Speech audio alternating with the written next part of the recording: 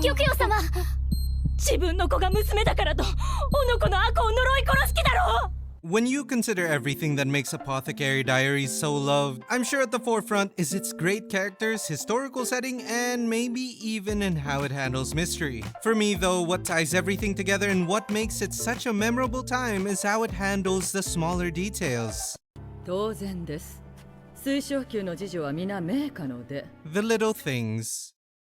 In one of the later episodes of Season 2, we're introduced to a very beautiful lady with a scowl by the name of Shin, the head lady in waiting for Liwa, the wise consort we've already come to know. So you might be thinking, wait, we already had a Crystal Pavilion arc. How is it we never saw this lady before when Liwa was literally dying? Well, that's just it. We've already seen her before. In the very first episode of the series, in fact. Remember when Maomao sent secret letters to both Liwa and Gyokyo to warn them about their dangerous face powder? That's right. Shin was the very lady who disposed of the message meant for Liwa, dooming her baby. Pretty messed up stuff. But if you haven't already caught on, this all makes more sense now that we're revisiting her character. We find out just how much she was jealous of Liwa's standing. So much so that she'd let the baby of her own cousin die of poison.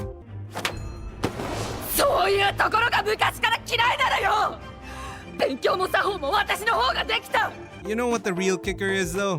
All that isn't even talked about. Sure, Shin gets caught with a bunch of perfume considered poisonous to the now pregnant Liwa, but her role in the death of Liwa's previous child is never really discovered. While we as an audience can look back and connect the dots, no one in the anime's universe has enough information to even form the idea. And this is just one of the prime examples of how Apothecary Diaries treats the details. Not everything is used to explain the story, but everything matters in painting the world. Do you remember the case in the second season regarding twins who were able to escape a watched room? It was later established that Gaoshun was just referring to the two lookalike cousins Aileen and Ayla. Part of some high-level politics, one of them snuck out and got in contact with Lolan's father. But let's set all that aside for now. If you recall, way back at the start of the series, one of the reasons Maomao was assigned to Gyokyo in the first place was because of how short-staffed she was. Well, in Season 2, Gyokyo finally gets even more servants under her wing. And would you look at that, they all look like each other. Considering how smart Gyokyo is, it's entirely possible that she learned of the case involving the foreign duo and thought it would be really handy to employ some useful tools of her own. But how could she have even known about the case in the first place? Well, just rewind a bit to Gaoshun telling the story about the twins and oh, looky here.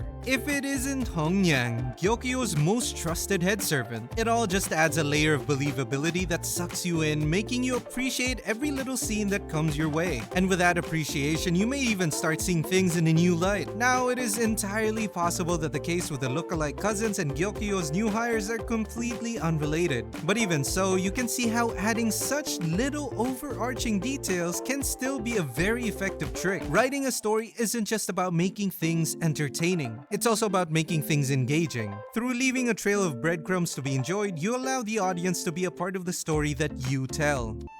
それは妙な話ですね。また次女がこっそり外出させたのでは。いえ、外出させた次女は。But you know what? It's perfectly fine if the details just explain a story too. I mean, isn't that the whole point of storytelling? So let's go even smaller and take a look at the scene with Jinshi and Li Shu's servants. We've seen Jinshi face many interactions in the inner palace with a deceptive charm. Making full use of his beauty, he makes pretty much any palace girl swoon at his god-given features. Except for Maomao, of course. All this is only natural. His job is to know the ins and outs of the inner palace. And what better way to accomplish that than to have everyone love you?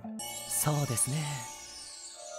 しかし、妃の話を聞くのも私の務めです。その仕事を取らないでいただけますか?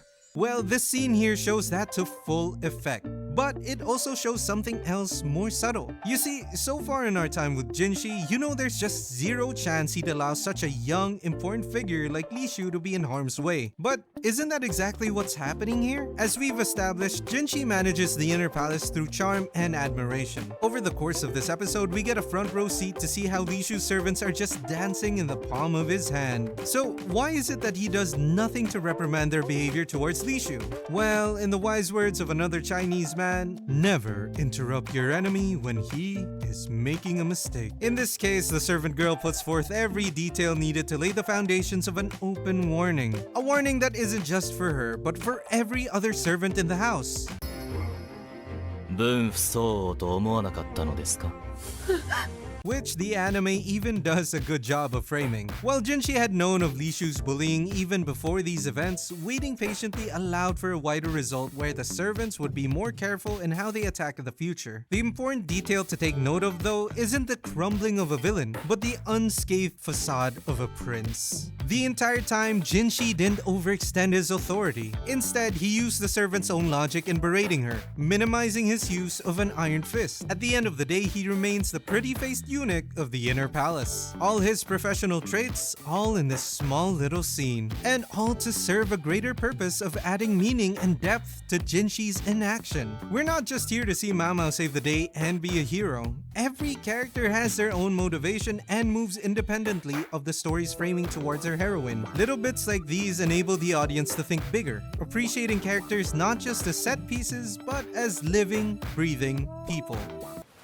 元奴隷たちは自由になったとて普通の民のようにうまく生きていくことは難しい Well, our talk of little things isn't done just yet, but hitting that super thanks button sure is massive. So go ahead if you can and make our day. But along with that, do remember to like, share, and subscribe if you want to see more awesome content like this one. Make sure to join the comments too if you want in on some action. We always love reading about your ideas. この後行くところへついてきてほしいのだ。どちらへ？洗濯の廟へ。 The bigger picture.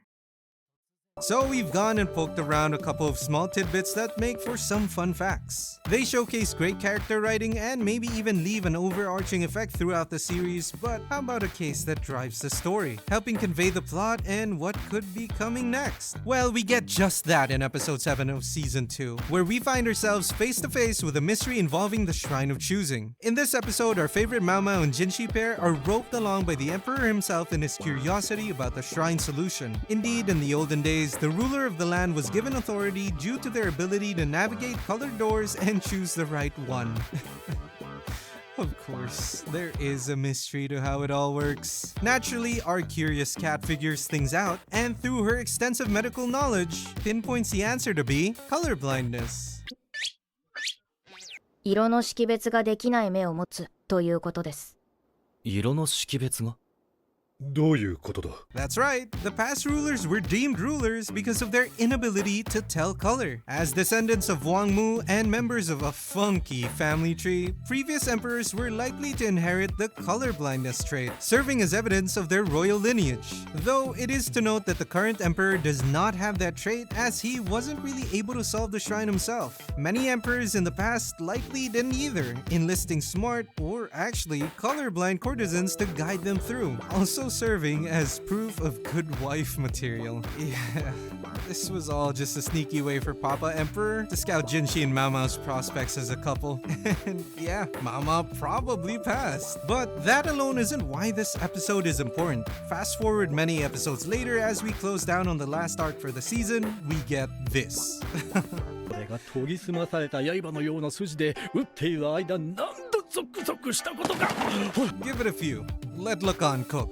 針の杯に注ぐと赤が映えますぞ That's right, the grape juice he offers the Prime Minister Shisho isn't red as he says, but green. The new problem is Shisho doesn't see it and things just got a lot more high stakes. This opens up a bundle of possibilities with Suire's involvement with everything. Did he possibly have a hand in the assassination attempt on Jinshi all those episodes ago? Could he be vying for a seat at the throne, announcing himself later on as a descendant of Wang Mu? Well, at the time of writing this, I don't know just yet. All I do know is how absolutely slick that reveal was. A seemingly isolated episode with a Shrine of Choosing, kinda looking like a run-of-the-mill exposition, suddenly bites back many episodes later to open up huge possibilities for the plot at large.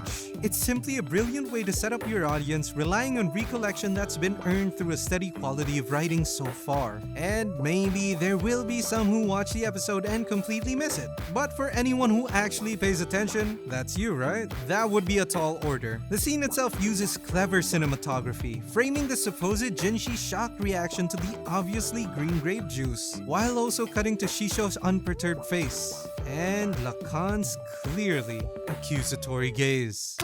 シスイ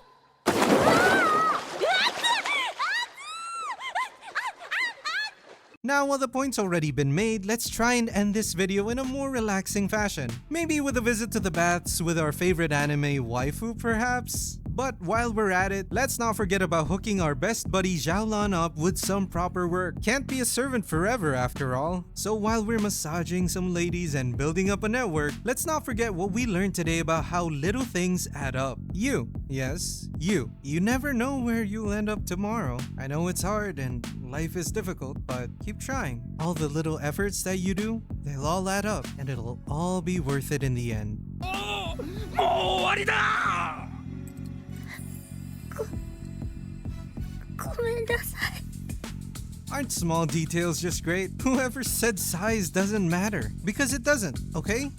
Either way, do remember to make a big smash on that like button and make sure to subscribe and share if you want to see more. Comment down below what you thought of today's video. What's your favorite detail in Apothecary Diaries? We're looking forward to finding out. As always, thanks for watching. We'll be seeing you again next time.